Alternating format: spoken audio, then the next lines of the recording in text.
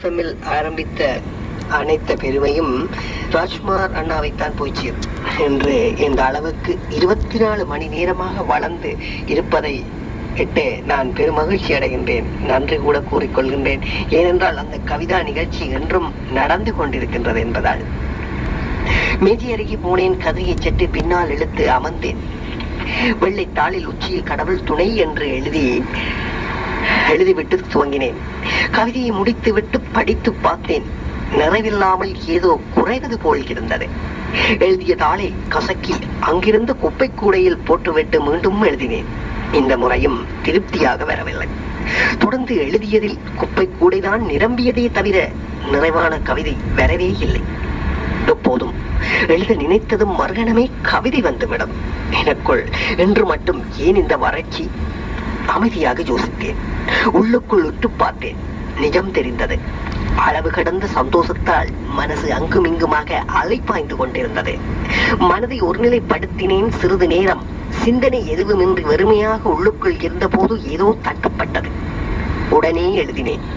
இந்த முறை நான் எதிர்பார்த்தபடி நிறைவான கவிதை வந்திருந்தது. எழுதியதை படித்தேன். குடிக்க பணம் தராததால் தாலி கட்டியவன் நட்டி உதைக்க, குடிக்க கூழ் இல்லாததால் பசியில் கற்பத்தின் உள்ளிருக்கும் சிசுவும் வெட்டி உதைக்க, பெண்ணே உன் வாழ்வு நிலை உலகில் எந்நாளும் மத்தளம் தானோ. குடிக்க பணம் தராததால் தாலி கட்டியவன் நட்டி உதைக்க, குடிக்க கூழ் இல்லாததால் பசியில் கற்பத்தின் உள்ளிருக்கும் சிசுவும் வெட்டி உதைக்க, பெண்ணே உன் வாழ்வு நிலை உலகில் எந்நாளும் மத்தளம் தானோ. கவிதை திருப்தியாக வந்திருந்தது. அதற்கு பெண் என்ற தலைப்பை எழுதினேன். பிறகு கவருக்குள் அதை வைத்து ஒட்டி மேலே கீதவாணியின் முகவரியையும் பின்புறம் என் முகவரியையும் எழுதினேன். இதை உடனே போஸ்ட் பண்ண வேண்டும். ராகுடம் கொடுத்தால் தபால் பெட்டியில் சேர்த்து விடுவான். ஆமாம், இவன் எங்கே போனான்? காலையிலிருந்தே பார்வையில் தென்படவே இல்லையே. ரகு என் அப்பாவுக்கு தூரத்து உறவு முறை. என்னை விட 5 வயது மூத்தவன். தரைகட்ட சிங்கள ராணுவத்தின் குண்டுகளால் பெத்தவங்களையும் கூட பிறந்தவங்களையும் பறை கொடுத்தவன். அப்பாதான் இறக்கப்பட்டு வீட்டுக்கு கூட்டிக் கொண்டு வந்தார். அப்பா அவனுக்கு வயது ஏறக்குறைய 13 இருக்கும். நான் சின்ன பெண்ணாக இருந்த போது பல சமயம் என்னை பாடசாலைக்கு அழைத்து கொண்டு போய் விடுவான். அவன் சுண்டு விரலை பிடித்துக் கொண்டு கடை தெருவை வேடிக்கை பார்த்து கொண்டு பாடசாலைக்கு போன்றது என் சிறு வயது சந்தோஷங்களில் ஒன்று. அவன் எங்கள் வீட்டில் தான் இருந்தான். என்று இந்த கனடாவிலும் நாங்கள் ஒரு வீடு வாங்கி இருக்கின்றோம். அதிலே ஒரு அறையில் தான் அவன் எங்களோடு இன்று வரை சேர்ந்து வாசிக்கின்றான். நான் அவன் அறைக்குள் நுழைந்த போது ரகு தரையில் அமர்ந்து என்னவோ எழுதி கொண்டிருந்தான். என்னை கண்டதும் அவன் முகத்தில் ஏதோ ஒரு அதிர்ச்சி. என் வருகையை அவன் எதிர்பார்க்கவில்லை போலும். சட்டென்று வேகமாக தன் கையில் இருந்த புத்தகத்தை அவனுடைய பெட்டியில் வைத்து மூடினான். அவன் செயலில் ஒரு சோகமும் நான் அதை பார்த்துவிடக் கூடாதே என்கின்ற நோக்கமும் தெரிந்தது. எனக்கு ஒன்றுமே புரியவில்லை. ரகு என்னிடமிருந்து எதை மறைக்கின்றான்? ஏன்? எனக்குள் கேள்வி எழுந்தது. ரகு எழுந்தான். என் அருகில் வந்தான். கையில் இருந்த கவரை பார்த்ததும்,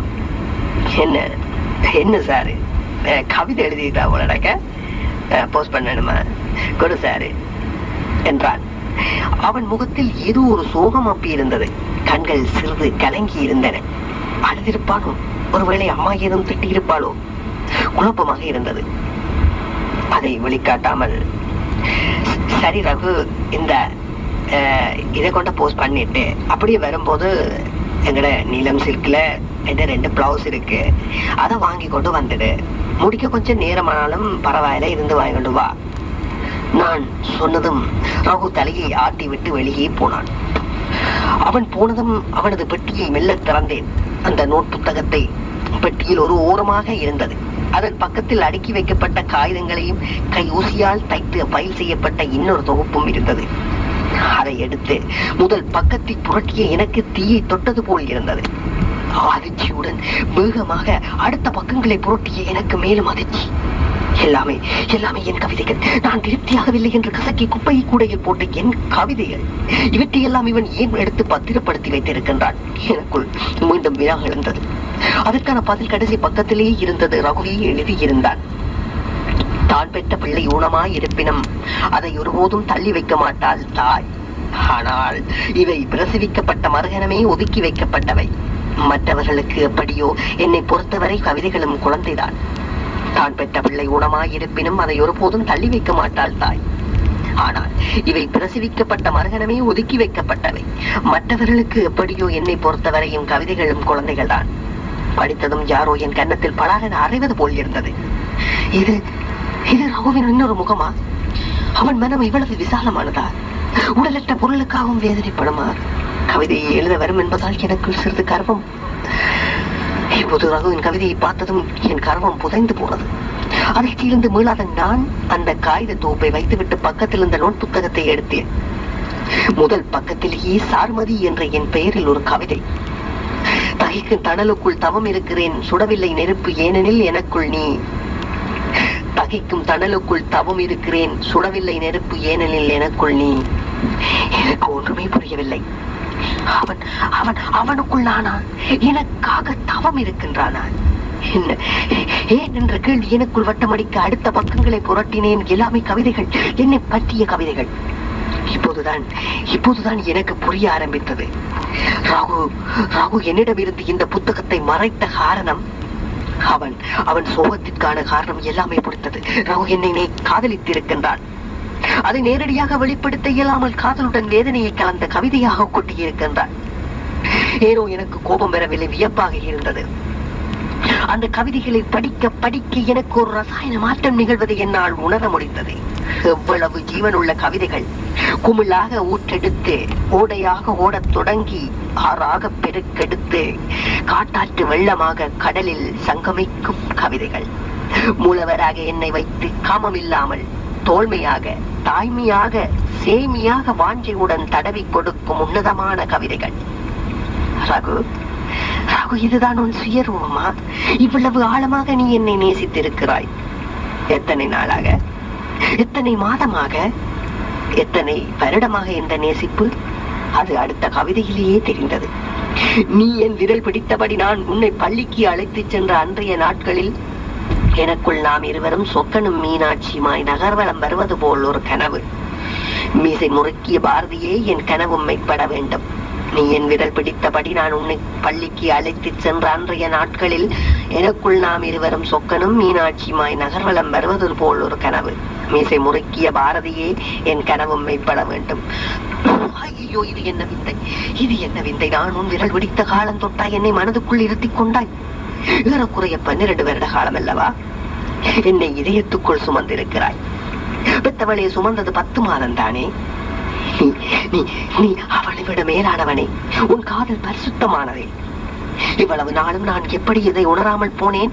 இத்தனை வருடமாக நீ என்னை பார்த்த பார்வையில் கள்ளத்தனம் சிறிதும் இல்லையே. பார்த்தவுடன் கண்ணடித்து கைப்பிடிக்கும் இந்த வேகமான யுகத்தில் நீ மட்டும் விதிவிலக்கானவனோ? காதலால் கசந்துருகி மெய்யுருகி கவிதைகள் படித்திருக்கிறாயே. நீ என் நான் மீனவரா? சுடி கொடுக்கும் சுடற்கொடியா? பாரதிக்கு ஒரு கண்ணமா போல் உனக்கு ஒரு சாருமதியா? என் மனதும் தவித்தது. உள்ளும் புறமும் ரகு ரகு என்று புலம்பியது. அப்படியே தரையில் அமர்ந்து சுவரில் பார்த்தேன். எதிரில் சுவரில் ஒரு ஓவியம். ரகு மிகவும் விருப்பப்பட்டு வாங்கி வந்தது. வானில் திரண்டிருக்கும் கருத்த மேகங்களை அண்ணாந்து பார்த்தபடி வற்றிய குளக்கரையில் நிற்கும் கொக்கு. எவ்வளவு அற்புதமான ஓவியம்! அந்த கொக்கின் கண்களில் என்ன ஒரு அபரிதமான நம்பிக்கை! மழை வரும் என்ற நம்பிக்கை, குளத்தில் நீர் வரும் என்ற நம்பிக்கை, நீரில் மீன் வரும் என்ற நம்பிக்கை. நம்பிக்கை தானே வாழ்க்கை. ரகுவின் அந்த நம்பிக்கை என்று சிதைய போகின்றதே. அவன் கனவை எவனோ ஒருவன் வந்து கலைக்கப் போகின்றானே. கலைத்தால் உன் வானம் இரண்டு போய்விடுமே ரகு. இந்த கவிதை தோப்பு கருகி போகுமே. நீ நிலவு போல் தேய்ந்து சேர்ந்து மறைந்து விடுவாயா? நீ என்னை புரிந்து கொண்டிருக்கின்றாய். அனுதினமும் அன்பாய் இருந்திருக்கின்றாய். மறந்தவன் மனதை காயப்படுத்தி இருக்க மாட்டாய். இது போதும் எனக்கு. இது போதும் மனித வாழ்க்கைக்கு. இது போதும் உன் காதல் ஏற்புடையது. ஏற்றுக்கொள்ளுகின்றேன். ஊரறிய உன் கையால் தாலி கட்டிக் கொள்ளுகின்றேன். இதை என் முடிவை இன்று மாலை பெண் பார்க்க வருபவர்கள் வருவதற்குள் அப்பாவிடம் சொல்லிவிட வேண்டும். ரகுவை தான் திருமணம் செய்து கொள்வேன் என்று சொன்னால் மறுகணமே அப்பா கோபத்தால் கொதிப்பார்.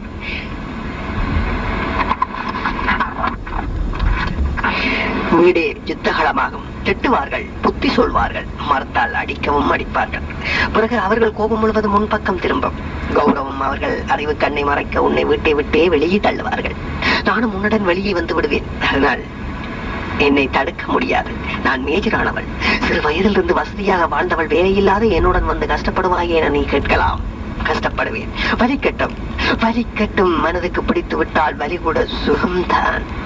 என்னை நேசித்த காலத்தொட்டு என் மீதுள்ள காதலை சொல்லவும் முடியாமல் மறுக்கவும் முடியாமல் நீ எப்படியெல்லாம் கஷ்டப்பட்டிருப்பாய்.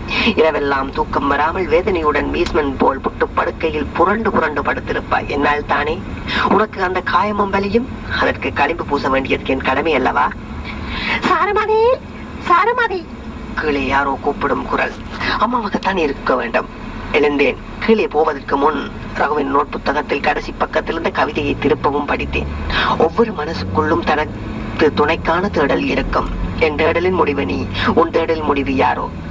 ஒவ்வொரு மனசுக்குள்ளும் தனது துணைக்கான தேடல் இருக்கும். என் தேடலின் முடிவு நீ, உன் தேடலின் முடிவு யாரோ. பேனாவை எடுத்தேன். கவிதையில் இருந்த யாரோவை அழித்துவிட்டு ரகு என எழுதி அதை பெட்டியில் வைத்துவிட்டு வெளியே வந்தேன்.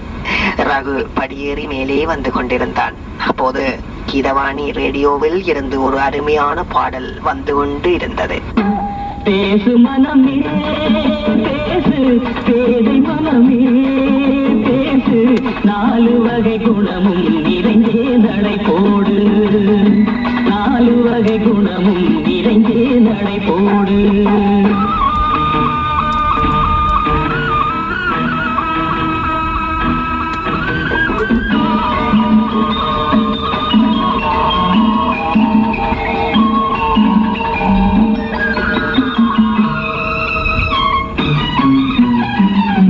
கரையேறி ஆடிடும் அலைகள் கடலோடு மறுபடி ஓடும், கரையேறி ஆடிடும் அலைகள் கடலோடு மறுபடி ஓடும், அலை கூட நாணம் கொண்டாடும், அதுபோல பெண்மை கொண்டாடும், மூடிய ஆடையும் நாணிய பார்வை நாடகம், மௌனமும் பெண்மையும் சீதன செல்வமன்றோ.